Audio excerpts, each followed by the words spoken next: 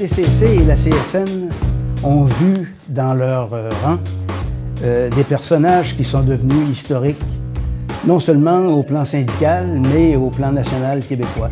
Plusieurs de ces personnalités ont marqué le Québec à plus d'un titre, mais c'est surtout dans leur action syndicale qu'elles se sont d'abord fait connaître.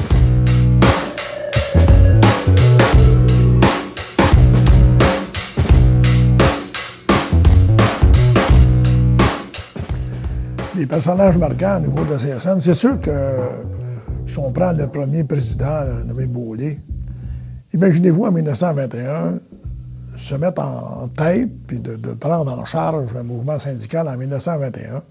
C'est pas facile aujourd'hui, mais si on remonte à 1921, ça ne va pas dire trop facile de dire oui, j'accepte, M. le Président, d'être élu comme président de la Confédération des travailleurs canadiens du Canada.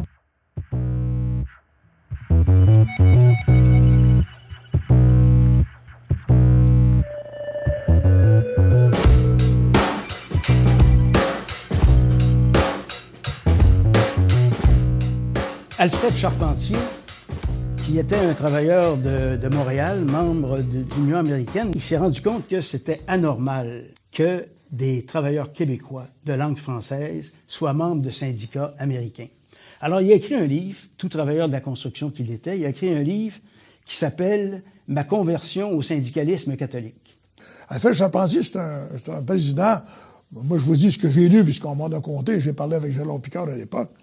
Puis Gérard Picard disait, Alfred Charpentier, lui, c'était des communications avec les évêques, des communications avec les aumôniers du mouvement. Les aumôniers, c'était des conseillers moraux à l'époque. Charpentier, il était plus attentionné avec ces personnages-là qu'il l'était avec les travailleurs et les travailleuses.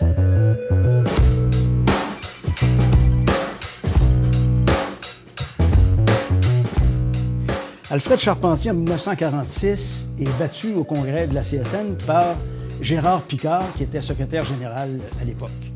Gérard Picard apportait avec lui le modernisme, parce que la CSN, la CTCC jusqu'en 1946, était plutôt corporatiste, a mené des combats importants, mais c'était pas une organisation dont la revendication était la marque première.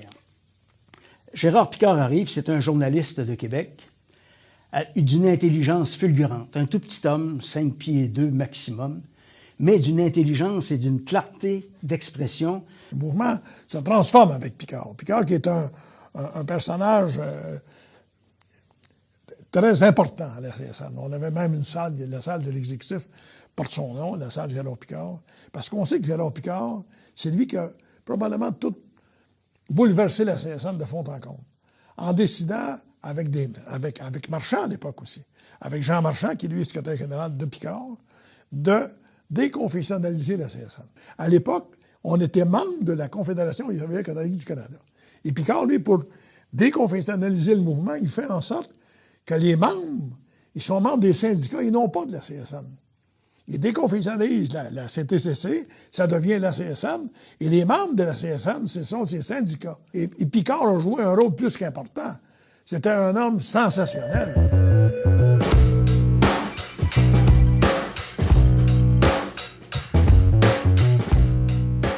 Gérard Picard, au moment des tentatives de fusion avec le Congrès du travail du Canada, Gérard Picard était favorable à cette fusion.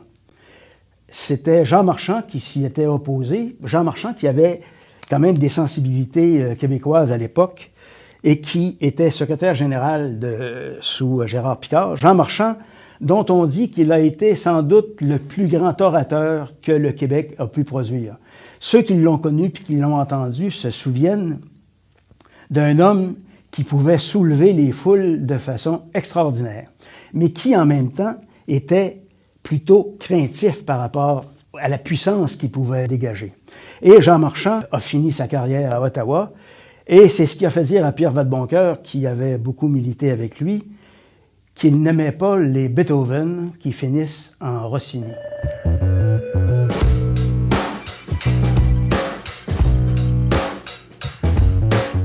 Alors Pierre Vadeboncoeur, c'est un des grands essayistes que le Québec a pu connaître. Il a été de 1950 à 1975 un conseiller syndical à la CSN, un écrivain d'une très, très, très grande valeur, un homme pour qui j'ai beaucoup d'admiration, qui a écrit un livre extrêmement important, La ligne du risque, en 1964, dans lequel il fait d'ailleurs une étude très approfondie de ce qu'est le syndicalisme américain dans son essence. Pierre Vadeboncoeur, écrivain et syndicaliste engagé, André Lheureux, Paul Clich, qui ont abattu un boulot extraordinaire, des grands hommes au secrétariat d'action politique de la CSN.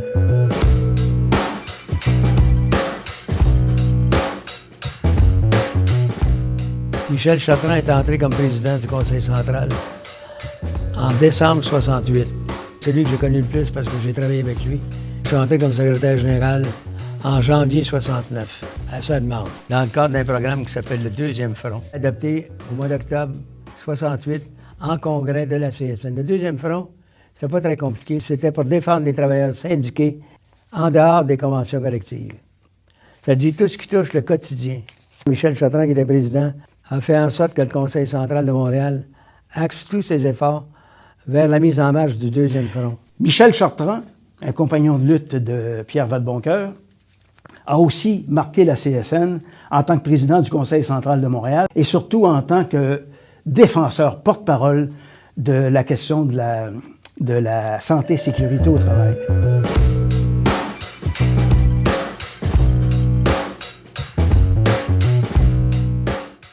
André Lorrain, dont les luttes contre les compagnies de finances, les usuriers au Saguenay-Lac-Saint-Jean, a donné lieu finalement à la création des ACEF. Et ces luttes aussi pour fournir une aide juridique aux travailleurs en difficulté a mené le ministre de la Justice de l'époque, Jérôme Choquette, à créer l'aide juridique. On doit ça à André Lorrain, qui a été un militant syndical extrêmement important pour la centrale, et c'est quelqu'un aussi qui a été à l'idée, qui était à la source de la fondation de la Caisse d'économie solidaire avec Léopold Beaulieu. André Lorrain. Je pense que jamais on a rendu à cet homme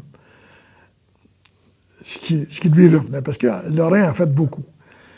Marchand, à l'époque, voyait l'endettement des ouvriers, voyait tout un peu la présence des compagnies de finances. Il y a beaucoup de jeunes au Québec qui n'ont pas connu ça. La Rosso Finance, Beneficial Finance, Niagara Finance. Et les ouvriers allaient souvent se mettre dans la gueule du loup en empruntant là-dedans parce que les banques ne voulaient pas leur prêter. L'adage disait on ne prête qu'aux riches, hein, c'était connu. Et le monde allait dans les compagnies de finances avec des taux usuraires. Et là, Marchand voyait l'endettement des ouvriers. Il dit il faut s'occuper de ça. Il a nommé sur pied un service de la consommation, André Lorrain. André Lorrain a fait des enquêtes qui lui ont presque coûté la vie. André Lorrain a été victime d'un attentat, c'est éprouvé d'ailleurs. André Lorrain, c'est le père des caisses d'économie, des ACEF, qui ont libéré les ouvriers de tout cet endettement-là. Avec Lorrain, avec André Lheureux aussi qui s'occupait de l'action politique. Donc, deux André qui se sont occupés de ce que Pepin appelait le Deuxième Front. Ils sont occupés, même avant que Pepin ne préconise, le système de service de consommation. Puis là, Lheureux est arrivé avec l'action politique, mais tout ça, amalgamé ensemble, ça a fait que les lois ont changé.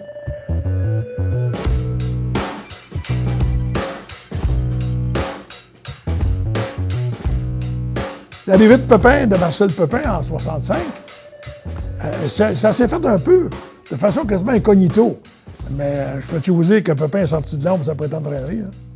Pepin donne un souffle à la CSN assez formidable. Ses premiers rapports, une société bâtie pour l'homme, ça a fait époque. Une société bâtie pour l'homme, oui, mais une société bâtie pour l'homme, on va faire comment? Il dit le Deuxième Front. On s'occupe du premier front. Le premier front pour Pepin, c'est la convention collective qu'on négocie dans le milieu de travail. Puis il y a le deuxième front. Quand on sort de la shop, il faut s'occuper de nos membres quand ils sortent des milieux de travail. Et ça donne le deuxième front. On va s'occuper de politique. Parce que moi, j'ai toujours dit, puis j'ai appris ça à la CSN, Je disais ça à mes enfants. L'air que tu respires est politique, l'eau que tu bois est politique. Donc, occupe-toi de la politique, parce que si tu n'en occupes pas, on va s'occuper de toi. Donc, Pépin nous éveille là-dessus, au sens politique, au sens idée de quand il est travailleur, il faut qu'il s'occupe de politique. Et ça, Pépin a laissé cet héritage-là, qui persiste encore. Marcel Pépin, le grand dirigeant du Front commun de 1972. C'est grâce à lui si le Front commun a pu obtenir le 100 $ minimum par semaine de revenus.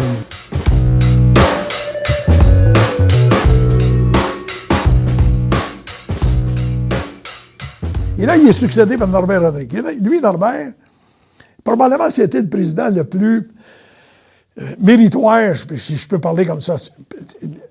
Norbert est arrivé un peu de façon comme Pépin, un peu tranquille.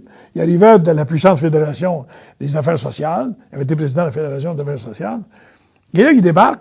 Puis là, en même temps que Norbert arrive, on a toute la mouvance communiste au Québec, avec les groupes de l'époque, les marxistes-léninistes, les trotskistes, puis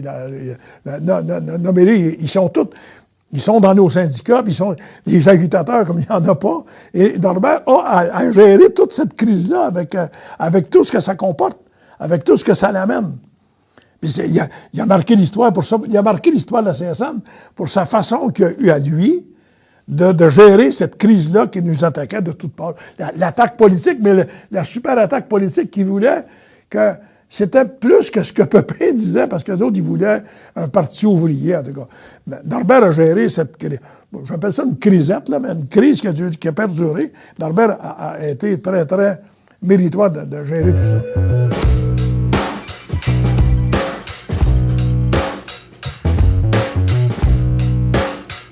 Il y a un autre président aussi dont la force intellectuelle a transcendé toutes les autres personnes qui pouvaient fréquenter, c'est Gérald Larose.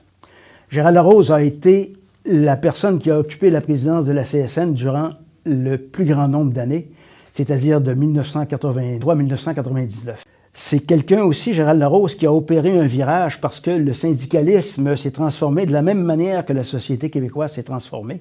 Sous sa direction, la question de la prise en charge par les travailleurs de leur propre devenir, la question du pouvoir à prendre dans les milieux de travail, c'est une question qui a été très développée.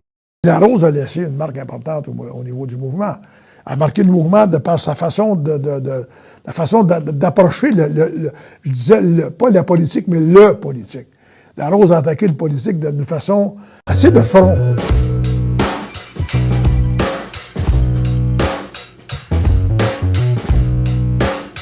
Il ne faut pas oublier non plus un compagnon de route extrêmement important pour Gérald Larose, qui est Léopold Beaulieu, qui a été trésorier de la centrale de 1976 à 1996. Léopold Beaulieu a d'abord remis les finances de la CSN en ordre. La vie avait été difficile les années précédentes. Il y avait à l'époque 5 à 6 000 personnes en grève par semaine à la CSN, ce qui provoquait des problèmes extrêmement importants au fond de grève.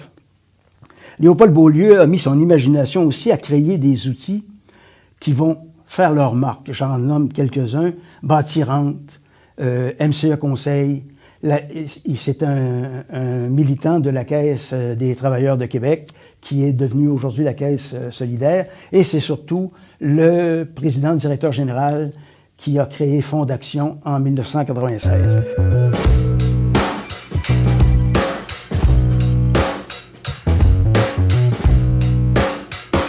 Francine Lalonde.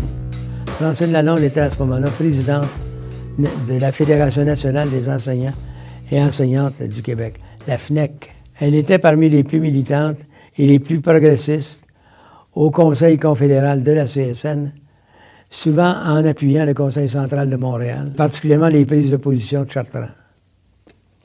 C'était une vraie militante qui est allée jusqu'au bout de son mandat syndical et par la suite est allée faire de la politique à l'intérieur du Bloc québécois avec la même énergie et la même utilité.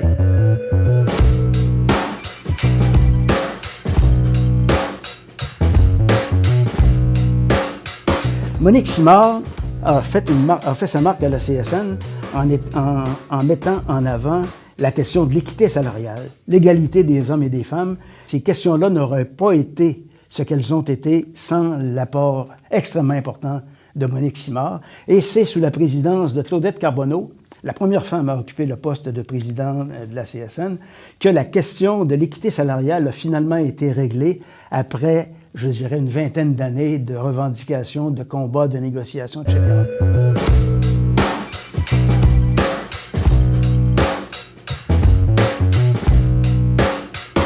Alors, ces deux femmes, Monique Simard et Claudette Carbonneau, vont certainement passer à l'histoire comme étant des défendresses de la question de l'égalité des femmes.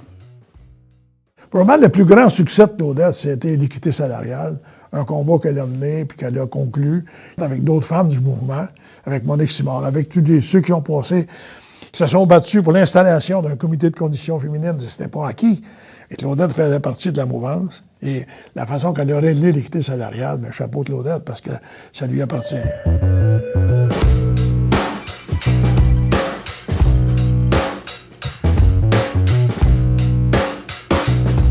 Soit dit en passant, les femmes à CSN, au niveau du membership, sont majoritaires.